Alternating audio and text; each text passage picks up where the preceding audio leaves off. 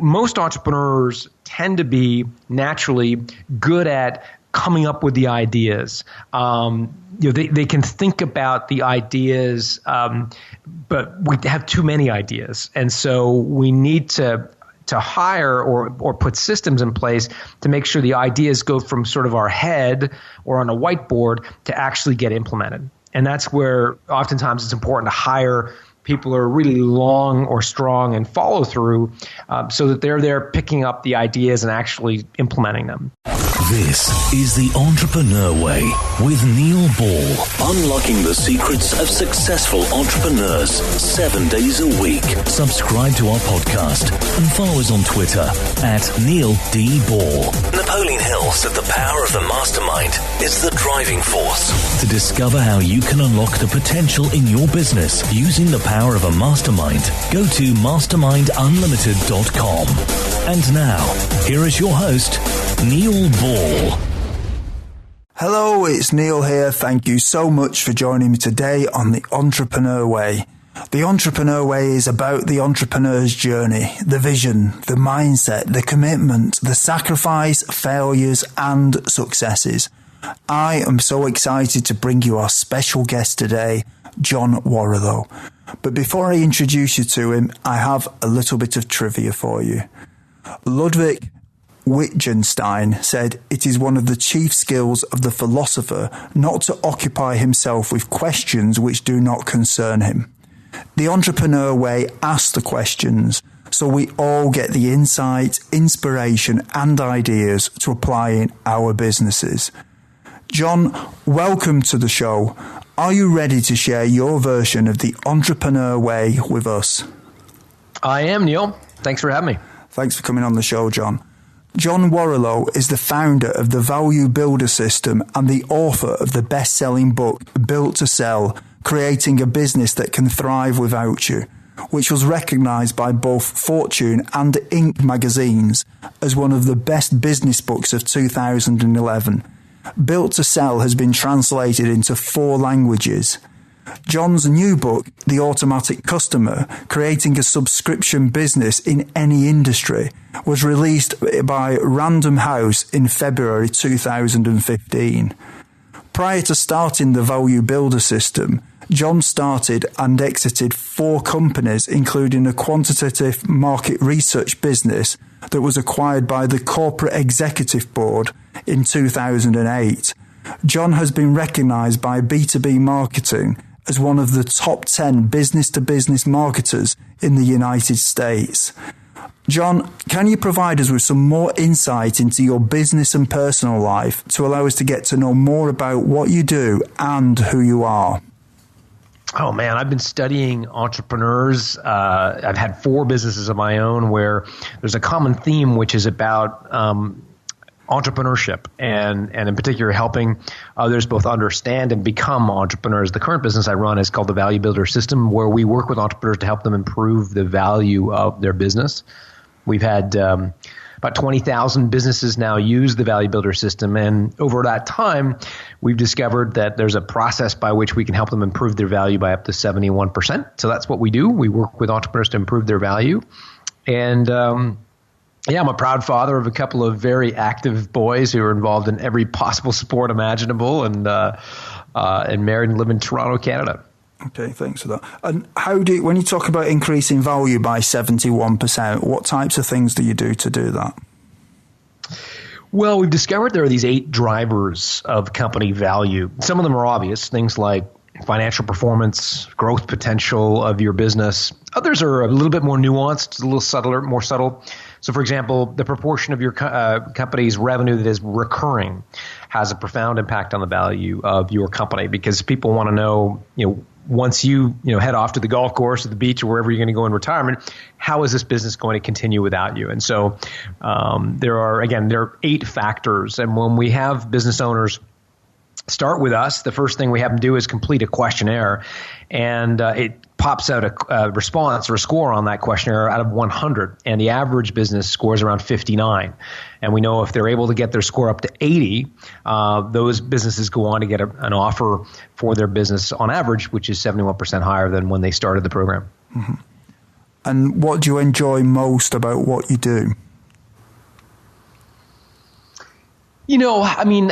I love hearing the success stories. I had an email about 5 minutes before our conversation from a lawyer. Now, a lawyer is a business that is very, very difficult to scale. Legal services. Everybody thinks of law as being something you bill by the hour. If you pay your solicitor, you're probably paying them, hourly. And it's a very unscalable business, very people-dependent business. It's a very difficult business, frankly, to build any value or sell, which is why law firms are typically just a collection of partners who pass equity down from one partner to the next. When partner A is ready to retire, they bring up the new recruits and make them partners. But they're never really creating value per se beyond just passing along their business to one another. And this lawyer emailed me saying, loved your books, and I put them all to practice. And he's built this company called Trademark Factory. And as you can imagine, as the company name suggests, all they do is trademark companies. And it's an example of productizing a service, which is one of the big things that we talk about in Built to Sell. Is the importance of, if you've got a service, don't hang yourself out there as being a generic provider of a service, a generic graphic designer, a generic lawyer, a generic architect, but instead brand your service as a product, because that gives you ownership of it, allows you to control the pricing of it and other things. So, to answer your question in a very long-winded way, it really is that feedback that we get from business owners who have sort of put our thoughts to our systems in place and seeing some great results. A fantastic answer. What is it that drives you? Well, I guess, we have this goal to try to create 1 million sellable companies by the year 2050. And so that's our big, hairy, audacious goal, to use a Jim Collins expression. And I guess it comes from a very, personal place where I used to run a company that was a quantitative market research business. And I think, like a lot of entrepreneurs, my assumption was that business would trade at a similar multiple to other publicly traded research companies that were on the marketplace. So I was able to look up in the FTSE 100 or the stock market indexes and see what companies are worth. And I would say, okay, well, big publicly traded research company was trading at 12 times EBITDA. Therefore, my company was worth 12 times EBITDA. And what I was rudely awakened to the fact of is that has really no relation to what your company's worth. The stock market has virtually no relation to what a small business is worth, in part because small businesses are really taken advantage of, quite frankly, by big companies who prey on their naivety. They prey on the fact that entrepreneurs don't understand what the process of selling a business is. They prey on the fact that they are naive to the drivers of company, and they basically take businesses from the hands of entrepreneurs for a fraction of what they would be worth if the entrepreneurs were informed. And so what motivates me is really helping to level the playing field for entrepreneurs and making, taking the power out of the hands of these large corporate buyers, these large private equity companies who are, again, in my view, somewhat mercenary in their approach to buying companies. And I think the world would be a much better place if entrepreneurs could fight back and had the schools, the education, the tools that they need to, frankly, get a fair price for their business. That'd be a great thing, that. So that's what you do effectively. Is that what you're doing in your business then? You're actually helping to drive that. Yeah, that's what we do. That's right. That's what we do in our company, and it's something that perhaps in previous companies, my motivations were maybe somewhat more material, somewhat more objective, hitting a certain amount of revenue or hitting a certain amount of profit or value, or selling at a certain price. And all those things in the past were important. I think with this business, while we have metrics that track our progress, it is a much more kind of mission-based business where I'm trying to achieve a certain vision that we have, as opposed to I don't want to understate the importance of having metrics. We have metrics in our business. I'm looking at my whiteboard in front of my office right now, and we have 3 core metrics that we're tracking right now. So we are a very metrics organization, but it's why I get out of bed in the morning is a little bit a bit deeper. Mm-hmm. And when you get out of bed in the morning and you're not working, how do you relax? Well, when I'm not working, it's really anything. It's anything other than business. So, I'm a big sports kind of fanatic. So I like snowboarding. I like skiing. We have a place a couple hours north of where we live where our kids are in ski racing, and so I ski race with them. And I'm a cyclist, so a mountain biker, a road rider. So anything kind of sports and outdoors is sort of how I kind of wind down. And do you have any entrepreneurial role models, John? Oh, for sure. Yeah. No, for sure. I have a number, and I've come to know them in sort of different, disparate sort of ways. One was a member of an EO forum that I was involved in, entrepreneurs organization, a peer group of advisors, and he's a dear friend now, and I think of him as a mentor. I have a friend out in Seattle who is a very successful entrepreneur who, again, I think of as a somewhat of a mentor and role model. Another individual in Toronto, and what I find is that those individuals have a few things in common. Number one, they're entrepreneurs. I'm a big believer that you pay for professional advice, but they're, turning to your professional advisors for all of the kind of emotional reasons, some of the deeper emotional reasons that you would have challenges in running a company. I mean, the people who are going to relate to those issues the best are other entrepreneurs.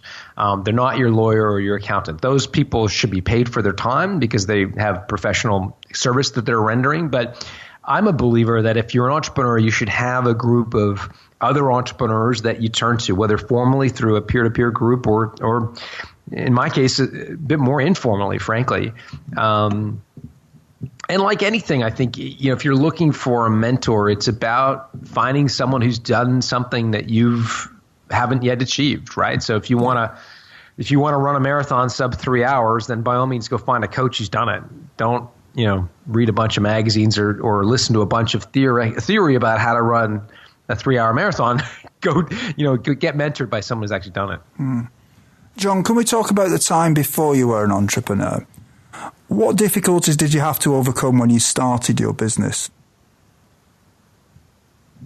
I mean, all the classic ones. So, I was 22, had no money, so borrowed some money from my folks. So I, had the, had the deep need to pay that back because I didn't want to be a lousy son. So I had that bogey over my head to try to pay that back, which I did. Challenges were, everything. I was. The funniest part, I can remember I didn't have enough money for office space, so I was in the basement of my parents' house at the time, and I can remember that they didn't really have a basement. It was somewhere between a crawl space, which is something they have in North America. I'm not sure if they have in the UK, but like a crawl space and a full basement. So it was about 5 feet high. So whenever I got up from my desk, I would slam my head across the top of the ceiling in this little space. So that was a very physical barrier.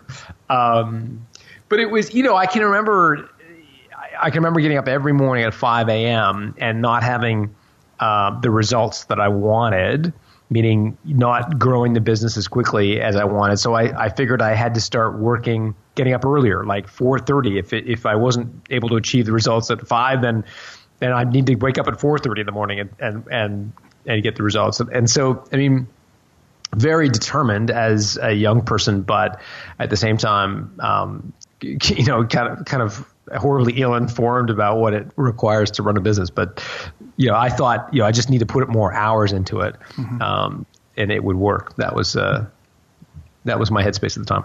And did you have any doubts that delayed you starting your business? No, I mean, I was all full of piss and vinegar in the beginning. It's very easy to sit on the sidelines and I think, chastise others, criticize others for the way they run their business, say how easy it would be. I can remember, I used to work in radio, my first job out of university. I can remember having lunch and having a good laugh with a couple of guys that were also in working for the company that I work for and sort of, saying how easy it would be to run some of the companies that we had as advertisers at the radio station.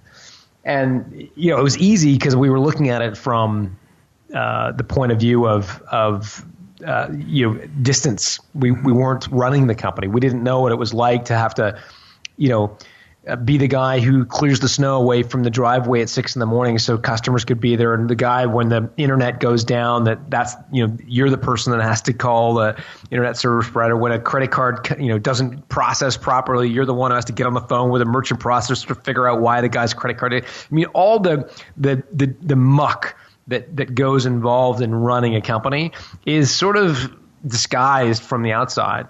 And so at the time, I thought, this looks easy.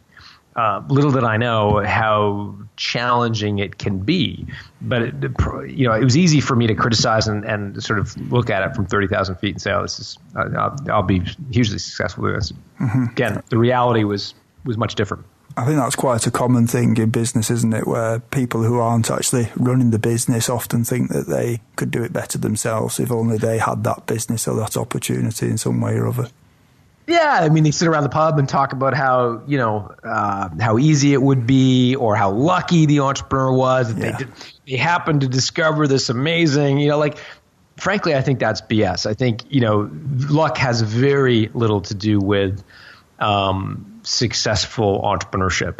I think if somebody says Mark Zuckerberg was lucky because he thought of the idea of Facebook, they have no clue what's involved in running a company. Luck has very little to do with actually building a successful business. What mistakes did you make that slowed your journey? Oh my gosh.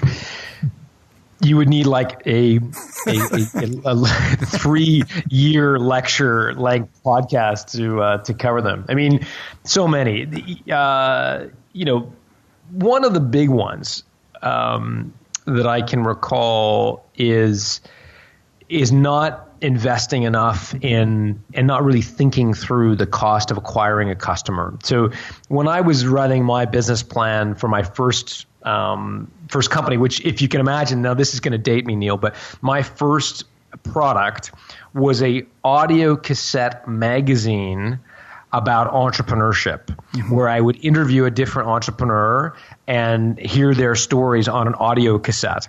So an audio cassette, for those younger listeners, was a way that you communicated, or the way you stored audio and played in your car, just to go back about 25 years. So that was my original idea for a business.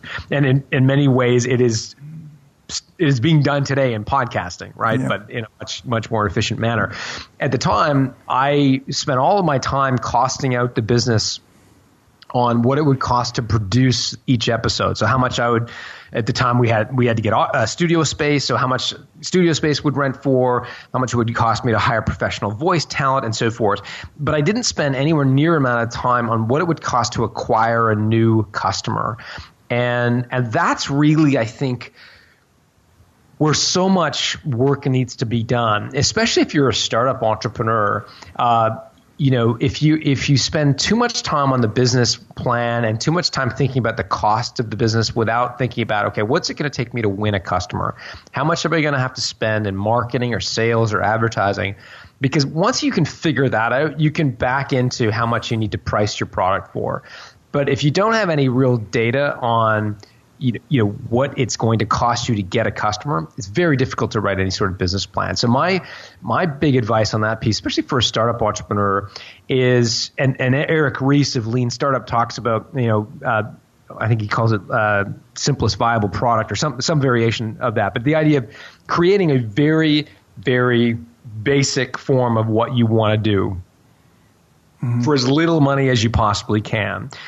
And then instead of spending hours and days on the business plan, actually just try to go out and sell it and see what it takes to sell it. I mean, Matt Meeker is a guy who built a company called BarkBox, which is a subscription-based company I wrote about in the Automatic Customer, where they will send once a month a box of dog treats to your home. And you might say, why on earth would that business exist? Well, it turns out there are two types of dog owners in the world. There are dog owners who own their dog, and there are dog parents.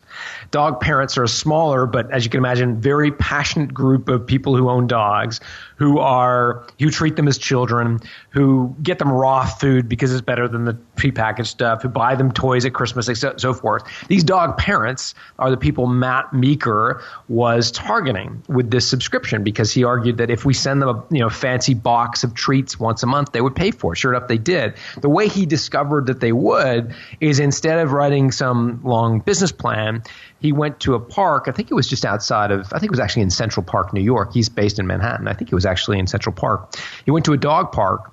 He went and brought a little adapter for his iPhone that allowed him to basically charge a credit card. And he just asked customers at the dog park, hey, is this something you'd be interested in? If so, can I get your credit card number and I'll sign you up right now. And by doing that, he could tell people from everybody who says, yeah, I think your idea is great. If you ever go to anywhere, a cocktail party, a pub, and say, hey, I've got this idea for a business, I'm going to do X, Y, and Z, everybody's stock responses will be like, that sounds great, go for it. Very few people will say that's a stupid idea. The much more the better thing to do is say, here's my idea, and would you sign up and give me your credit card now for X, Y, or Z? That's when you know you've actually got a product. If people actually are willing to pay you with either a description of the product or a very simple version of the product, that's when you can start really predicting or projecting out what the viability of your product is. What are some of the things that you did before you started your business that would be helpful tips to some of the listeners who haven't yet taken the first step of the entrepreneur way? I think obviously you want to do some research about what it is you want to do, but I would not write a business plan. And I think, when a bank asks you for a business plan, it is the biggest joke on the planet. It is the biggest ridiculous excuse for an exercise I've ever seen. Every bank in the country, and I would argue that Canada is no different than the UK on this front, will say, great, young startup entrepreneur, why don't you write a business plan? And no one will look at your business plan. The banker will ignore it completely because they have no way to interpret the business plan. They don't have the expertise. The frontline people at a bank have no clue what it takes to run a business. And that is a complete waste of your time.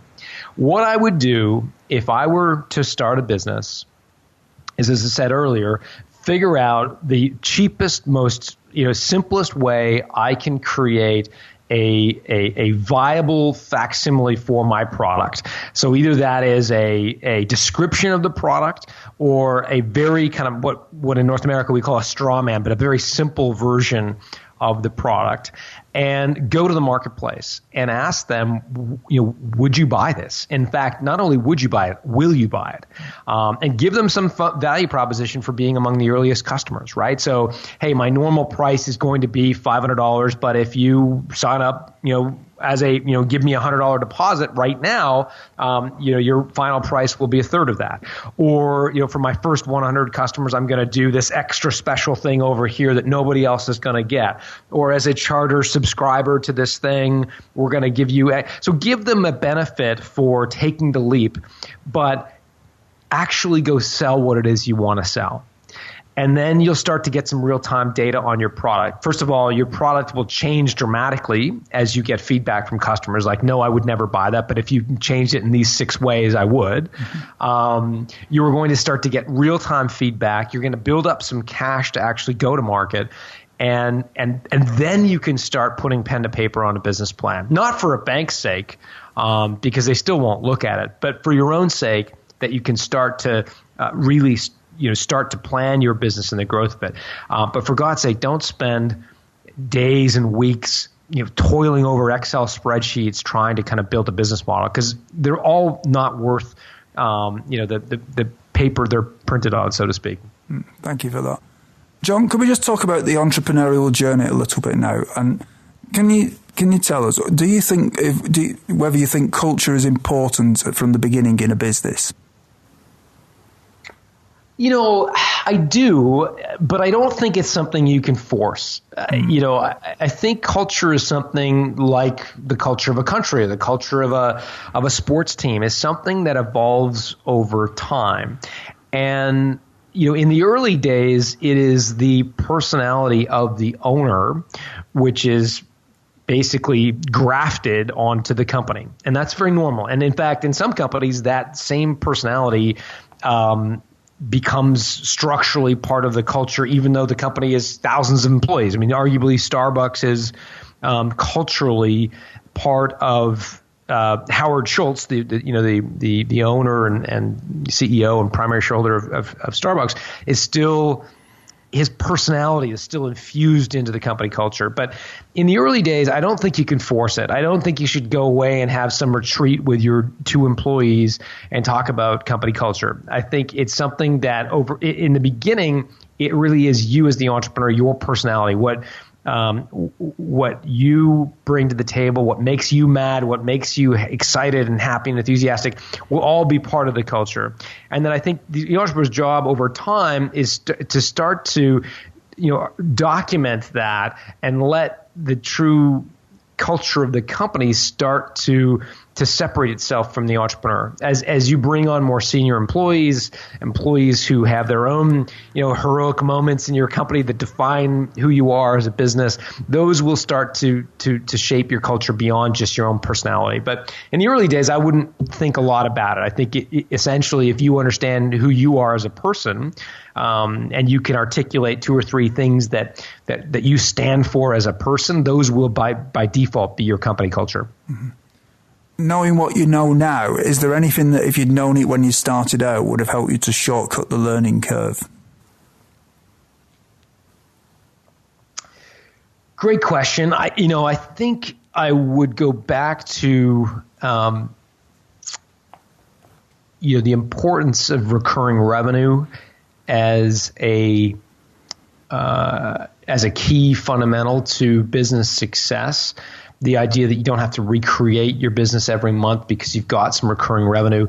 And I think I knew it intellectually, but I don't know that I was willing to be completely all in. What I mean by that is that in my research company, for example, a 4th business I started and exited, in my early iteration of a recurring revenue or subscription model, we were sort of half pregnant. On one hand, we continued to run a custom consulting, project-based research company, and in parallel, we try to create a subscription business.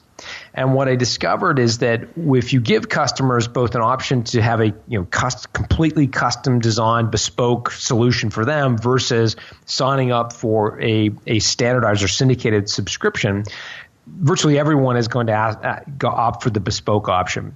And so I think in order to really get a subscription model, a recurring revenue model out of the gate and really get it off the ground, you kind of need to go all in, meaning you need to commit and say that whether you offer dog walking service, math tutoring business, whether you've got a landscaping company or a swimming pool installation business, you've got to say, we run our business using a subscription business model. And so the way that looks, instead of charging by the hour and say, yeah, we do dog walking and we charge £8 a walk, for example, in central London. Mm-hmm. Instead of doing that, you say, look, yeah, we offer a dog walking service. We're incredibly busy, but so if you want part of our solution, if you want to use us as a dog walking company, you've got to sign up for a 6-month agreement. We're going to walk your dog every day, Monday through Friday at this time, and we're going to basically send you an invoice once a week at the beginning of the week for that week, and you can opt out after the 6-month term. You then, as a entrepreneur, know that you've got sort of a customer for the next 6 months. So you can start planning your business, hiring subordinate dog walkers, for example. And they too know that they don't have to call you every day to remind you to go pick up their dog. And so it's a quid pro quo. There's a commitment on both sides. And it makes your business so much more valuable, but in the early days, you're not really focused on value as much as you are focused on getting your business off the ground. And it becomes so much more predictable. There's a company in New York based on in New York City called H. Bloom. And what they've decided to do is recreate, and again, I wrote about these guys in the first chapter of the book, the business of selling flowers. And what they've done is they've said, okay, most people buy flowers at Valentine's Day or Mother's Day, and then they kind of rarely, maybe wedding anniversary, but they rarely buy them on. They went in and said, who buys flowers regularly? And it's this very small but lucrative cohort of people who buy flowers regularly. They are hotels, spas, and restaurants. Why did they do that? Well, they want the flowers on their reception table to provide sort of a boutique image. And so what H. Bloom did was they went to these spas and restaurants and hotels and said, look, we'll come every 2 weeks. We'll replace your old flowers. We'll put new flowers on your reception table. We'll send you a business-grade invoice at the end of every month, and you can get back to the business of selling hotel rooms and spas. And so they took a business, the business of peddling flowers, which is horribly seasonal, first of all, very unpredictable. Typical flower store will garbage. This is a high street flower store. Will throw out 60% of its inventory every month because it rots in the fridge. At H. Bloom, their spoilage rate is 2% a month. Why? Because they know how many flowers they need to order because they know how many subscribers they have. So it just makes your business so much easier and more predictable to run. Makes total sense. How much does gut feeling influence your decisions in your business? I think they influence it a lot. I'm a big subscriber of fuzzy math. And what I mean by fuzzy math is I was never very good at math, sums in school and being really good at sophisticated math. But I was always pretty good at fuzzy math, which means that, you take 100,000 and you say, okay, I want my business to generate $100,000 this month. As an example, just pull that out of the air. So what do I need? I need roughly 4 customers to generate 25 grand, or I need $1,000 from 100 customers, and so I could roughly break down fuzzy math to get to kind of rough, broad strokes numbers. And so I think that I can't even remember the answer to or the question that you asked, Neil, but that was my answer, and I can't remember why.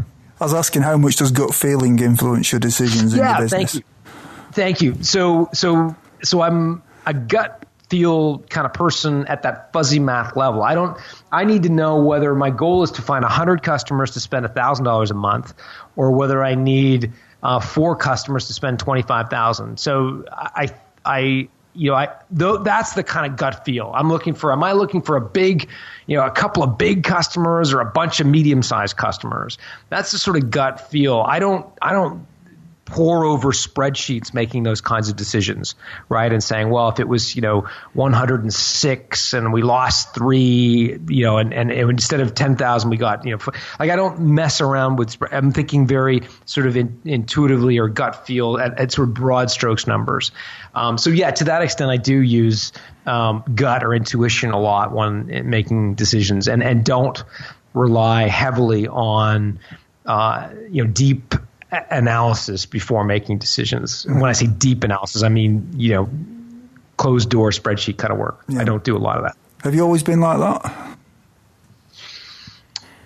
Yeah, I think so. And I don't think I'm alone. I'm part of an organization, or I was, part of an organization called the Strategic Coach, where it brings together entrepreneurs who meet once a quarter and sort of work on each other's businesses together. There were about 60 entrepreneurs in my last group. And I remember at one point we did a personality test called the Kolbe, Kolbe, Kolbe test.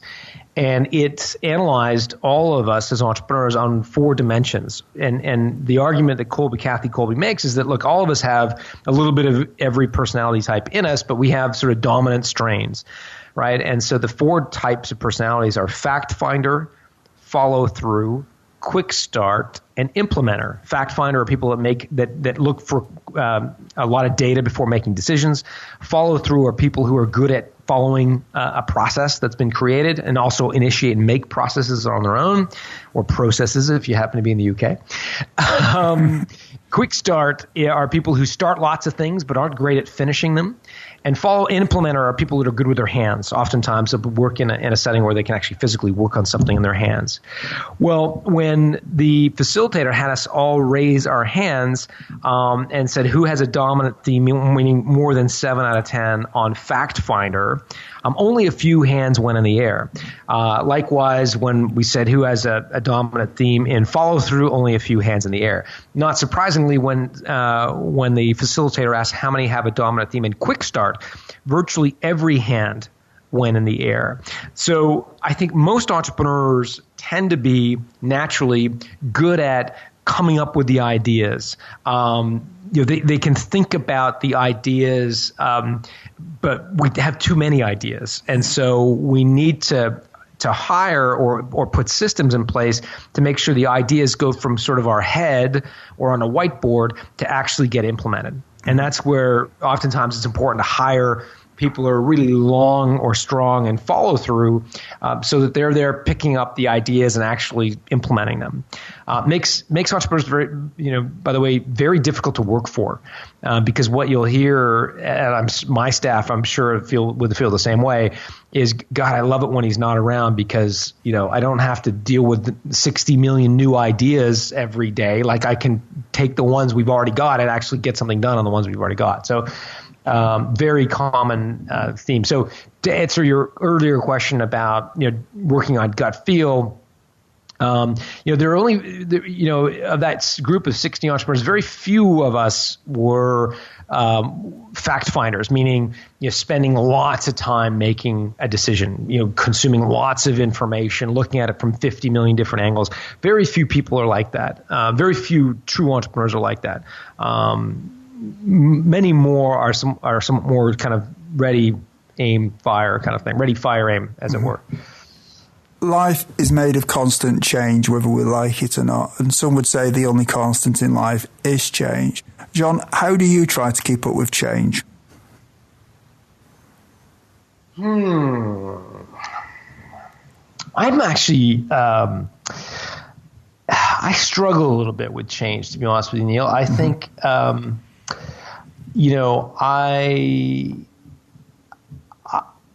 I tend not to be an early adopter, and that sometimes bites me in the ass. For example, I'm not a big Facebook user. Obviously I'm aware of Facebook. My wife's a power Facebook user, uses it every day. I've only really started to adopt it, and that was part because I wasn't really sure if it was going to take off. I wasn't really sure if it was necessary in a business context. I wasn't really sure that I wanted to kind of reveal to the world all my personal secrets, et cetera. I was a little concerned about privacy. And so I missed the boat a little bit on Facebook. Like most of my friends now have deep, networks built on Facebook, and that's how they keep in touch with each other as they moved around, traveled, changed jobs, changed companies, done sabbaticals and so forth. And I kind of don't have many friends on Facebook just because I haven't really made an investment. So I'm not a great one to ask about keeping in touch with kind of trends. I tend to be to use a Clayton Christensen term, sort of a late majority guy. Once the platform seems to be the agreed to platform, then I'll kind of jump on. I started a podcast about 3 or 4 months ago, and that podcast was 2 or 3 years late relative to most people who had podcasts. So again, I'm not a great one to ask on staying ahead of trends because I frankly don't stay ahead of trends. I'm kind of behind the ball a little bit on trends. Yeah, I don't think there's a right or wrong answer to it. It's just interesting to see how different people answer the question. So, yeah. Sounds good.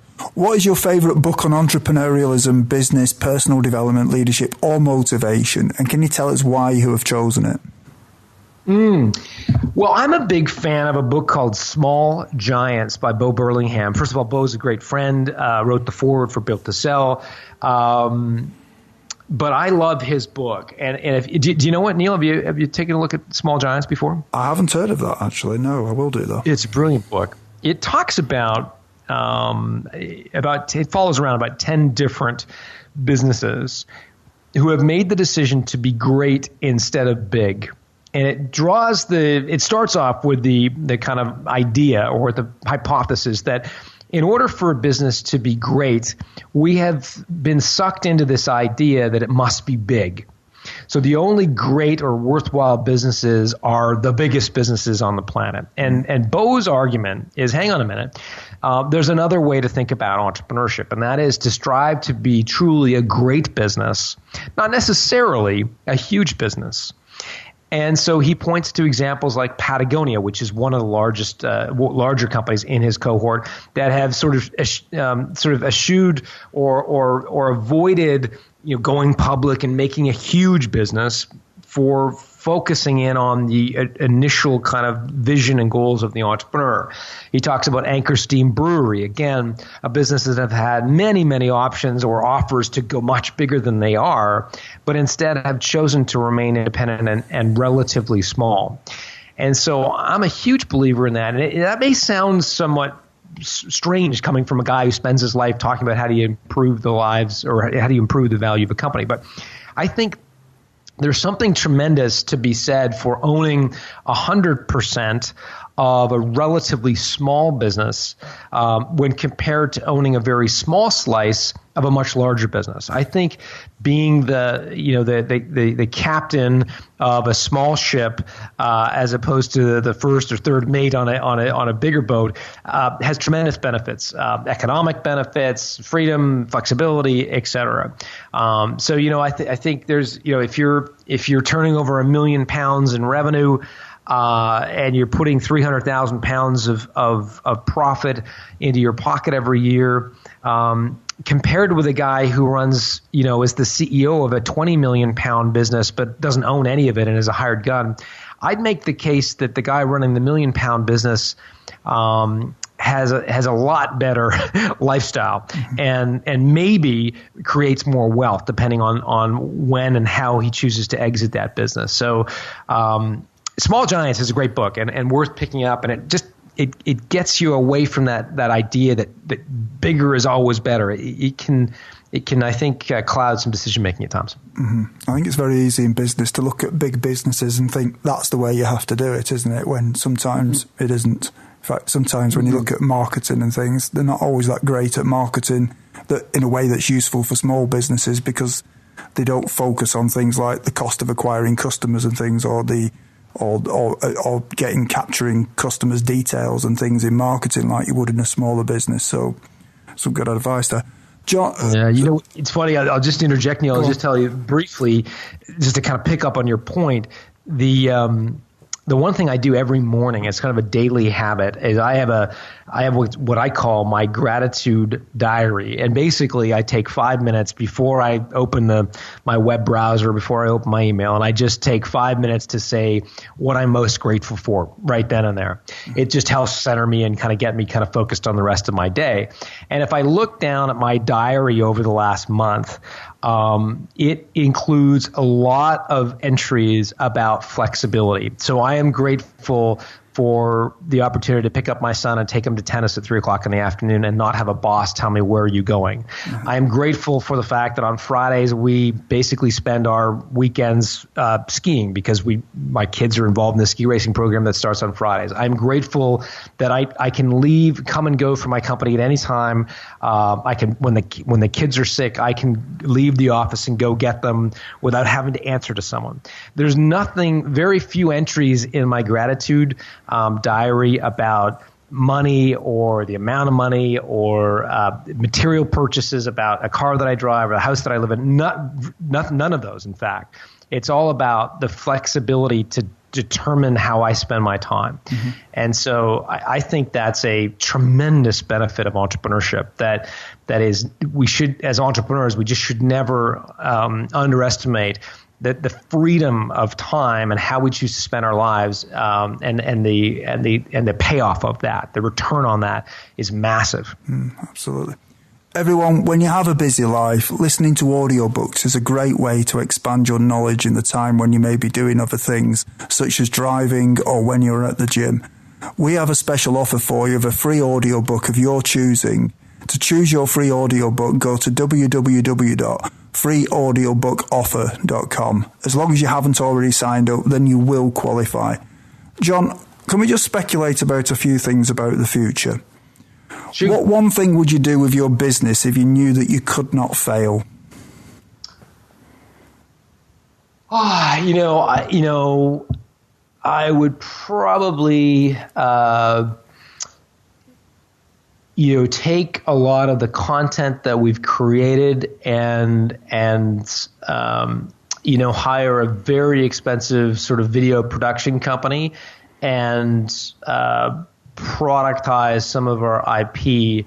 When I say very expensive, I mean we do cheap and cheerful IP right now, so intellectual property. So we'll create videos, we'll put a smart looking banner, and we'll do a screen flow. But it's a basic sort of way to productize our intellectual property. But if I knew that it would be successful, without any shadow of a doubt, we would hire a production company and spend $5 or $10 million creating the most incredible video series. And that's just not a bet I'm willing to make at this point. I'm not sure that it would necessarily pay off.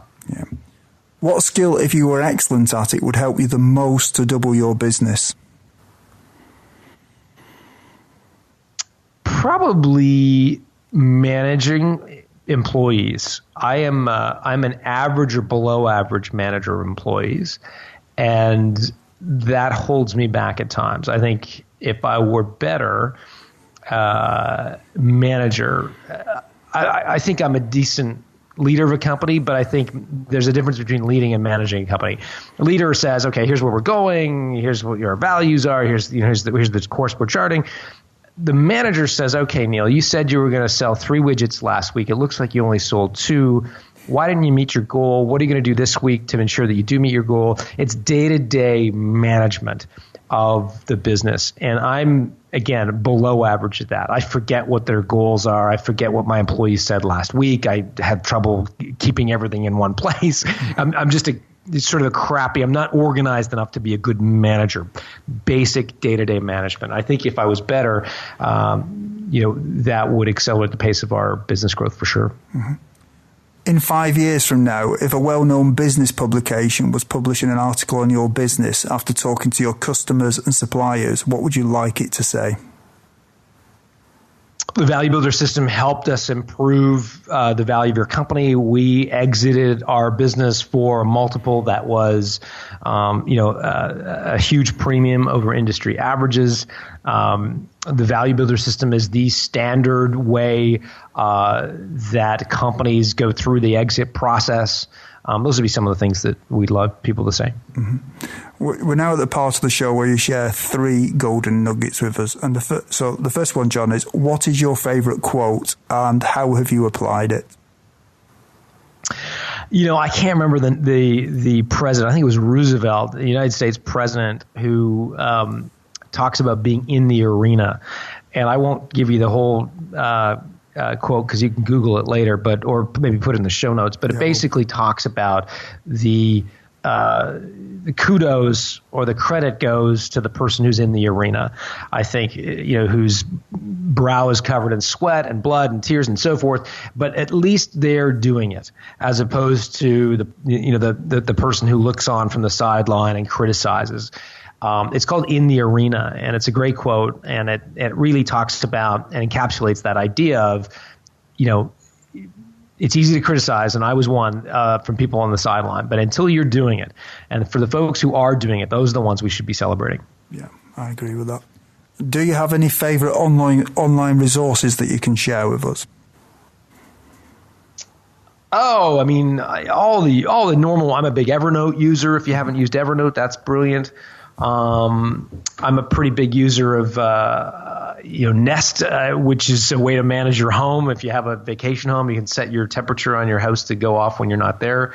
I'm just looking at my phone I'm a big user of TripIt, online resource to manage your schedule. If you happen to travel a lot for business, that's handy. Uber, I couldn't live without Uber. I don't know. The last time I actually flagged a taxi must have been years ago. I'm a huge power user of Uber, so there's a few. And what is your best advice to other entrepreneurs? Just do it. As I've said throughout this conversation, I think there's a huge premium that is available for people who act. And there's frankly a significant discount for people who spend time navel gazing and thinking and analyzing and talking. The true test of any idea is going to be taking it to market in its basic form and asking people, will you buy it? And only then will you know if you've got a business. Everyone, if you didn't manage to get a note of John's favourite resource or his favourite book, then you can find the links on John's show notes page. Just go to theentrepreneurway.com and search for John or John Warrillow in the search box. John, is there anything else that you'd like to add about your business? No, I mean, if people are interested in getting their value builder score, which again is the first thing that all of our entrepreneurs do when they complete the questionnaire, it's available in UK pounds. They can go on to valuebuildersystem.com, or just simply valuebuilder.com will get you there as well. And you can complete the opt-in box there, and we'll get you instructions for getting your score. Thank you, John. John, you've been absolutely awesome. Thank you so much for coming on the show. You've given us some fantastic advice, so thank you very much.